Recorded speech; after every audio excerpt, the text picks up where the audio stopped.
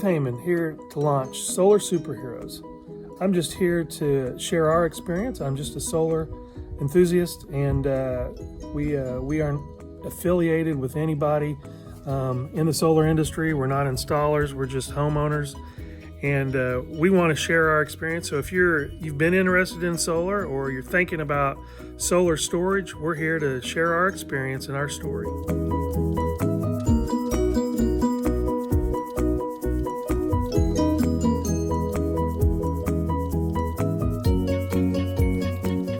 So our story started 3 years ago. It started with an April hailstorm, and we were having to replace a roof on a 2-year-old home. The other thing going on at that time is we have a co-op here in our neighborhood, and we're not able to shop rates. So we're stuck with the rates that we have and are unable to do anything about it until solar, that is.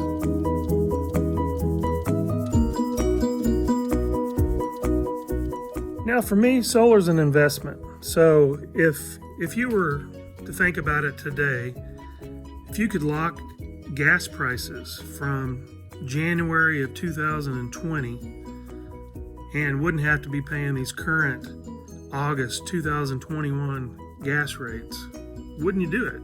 So solar to me is an investment. I tell people all the time, how long are you going to stay in the house? Because if you're not going to be there very long, then it's probably not a good choice.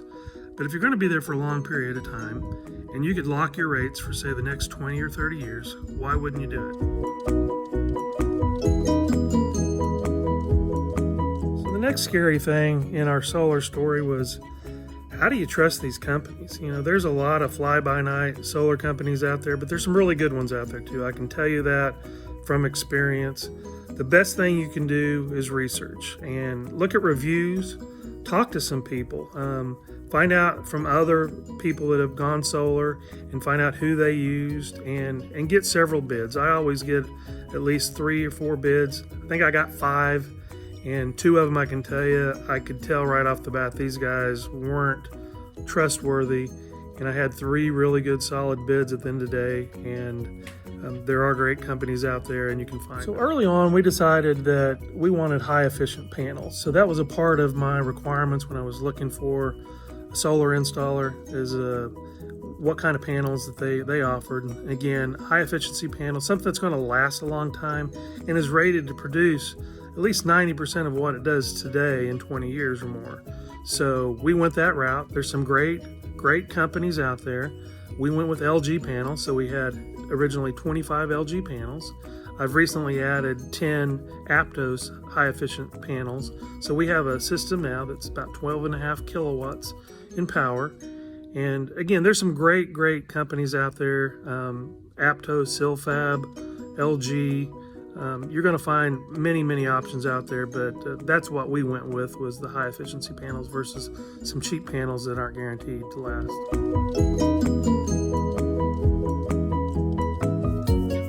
So fast forward to 2021, February, and there was a major Texas winter storm, and most of the state experienced grid failures throughout. We were amongst those. We were out of power for about 8 hours.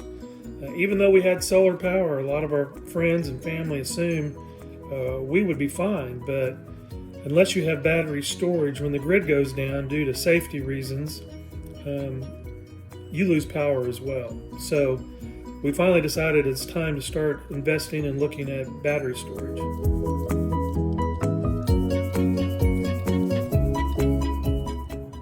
So when we first started looking at battery storage, the question was, are we just looking to add batteries for those times when we lose the grid?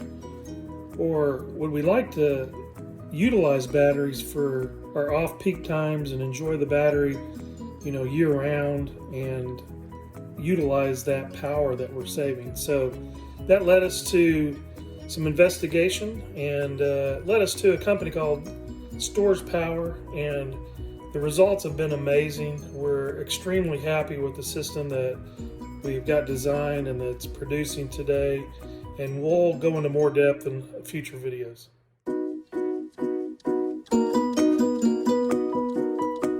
So right now today we have 15 kilowatt Storz Power batteries. We've got a Solarc 12K inverter. We've got Tigo optimizers, and we've got a Lumen smart panel so that we can shed load during a grid outage.